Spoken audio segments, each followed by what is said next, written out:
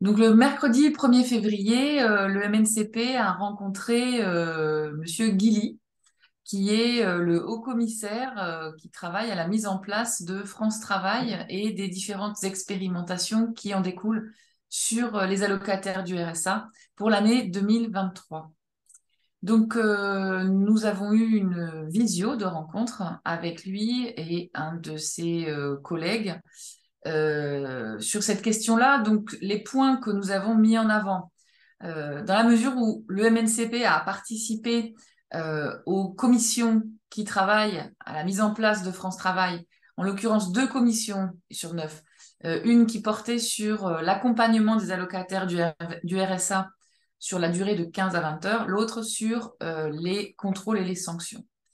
Donc, ce sont des commissions qui ont été tendues et nous avons expliqué à Monsieur Guilly que déjà sur la forme, nous estimions que le travail avait été fait trop rapidement, voire même bâclé, parce que des visios où vous êtes 80 personnes, évidemment, ça s'appelle pas de la concertation, ça s'appelle même pas de la discussion, ça s'appelle éventuellement de l'information descendante. Ça a été fait trop vite et donc nous, on estime déjà sur la forme, ça ne se va pas. Par ailleurs, nous avons participé parce que nous avons mis le pied dans la porte puisque nous n'avions pas été invités et qu'évidemment, on le regrettait. Alors, la réponse a été que c'était pas fait exprès et que nous étions invités à continuer le travail avec eux, voilà, pour le moins. On ne peut pas faire moins plutôt. Sur la question enfin, sur ce que nous avons mis en avant, ben, nous, ce qu'on a mis en avant, c'est qu'il était absolument impossible que l'État décide d'une réforme ex abrupto, sans tenir compte de ce qui existe déjà, parce que tous les territoires ont mis en place déjà des dispositifs d'insertion professionnelle, que ce soit porté par les départements, le Pôle emploi, les PLI, les services publics d'insertion et d'emploi, bref, il y a déjà des choses qui se font, donc il est hors de question de réinventer d'un seul coup l'eau chaude, et à moins de risquer, de prendre le risque grave de se braquer avec le pays. Voilà, les gens qui déjà travaillent sur ces questions-là.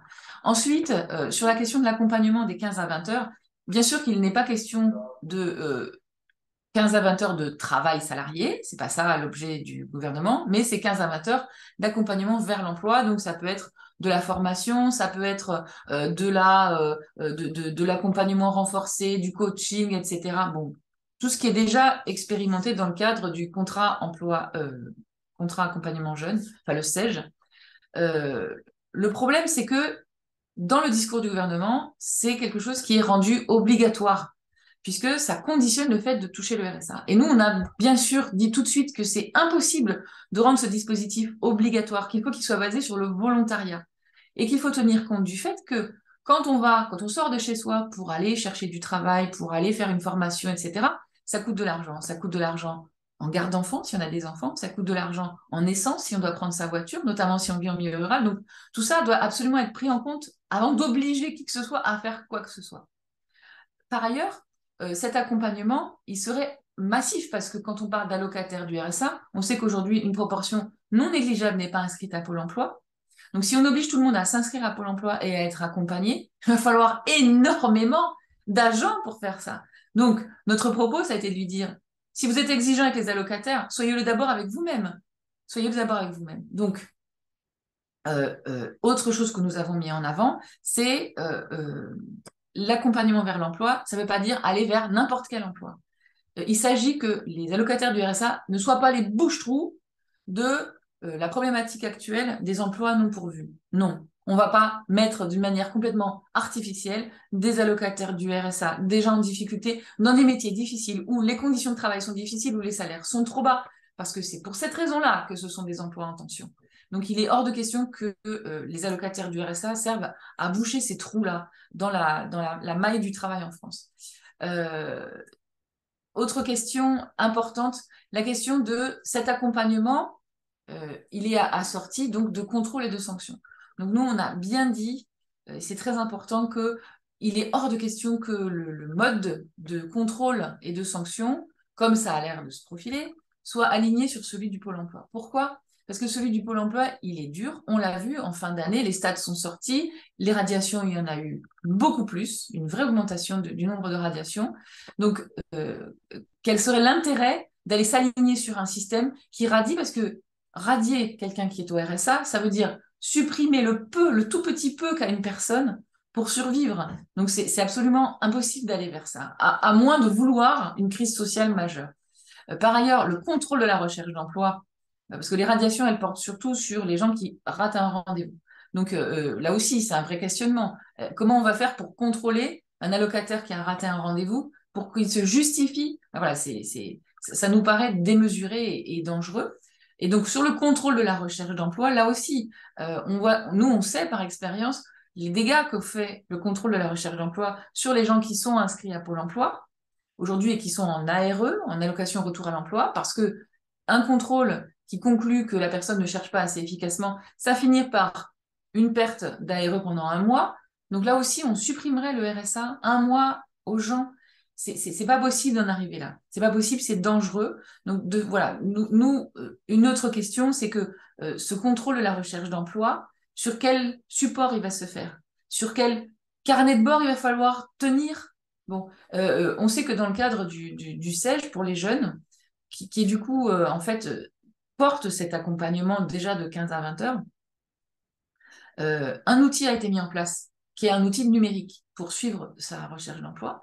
Donc, c'est une appli.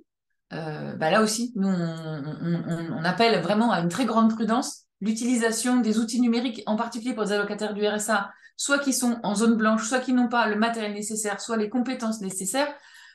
On peut arriver aussi à une catastrophe. Voilà. Donc, nous avons dit toutes les réserves, toutes les inquiétudes que nous portions par rapport à ces expérimentations qui sont en cours, par rapport à ce France Travail.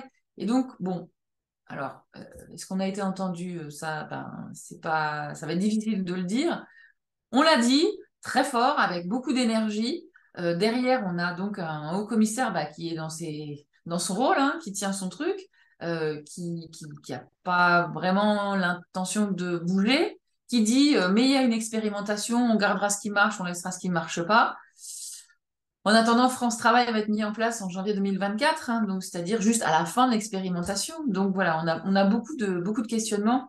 Et au-delà des allocataires eux-mêmes, on a aussi beaucoup de questionnements sur la réaction des collectivités locales, là, en particulier des conseils départementaux qui portent l'insertion des allocataires du RSA. Comment ils vont réagir par rapport à tout ça?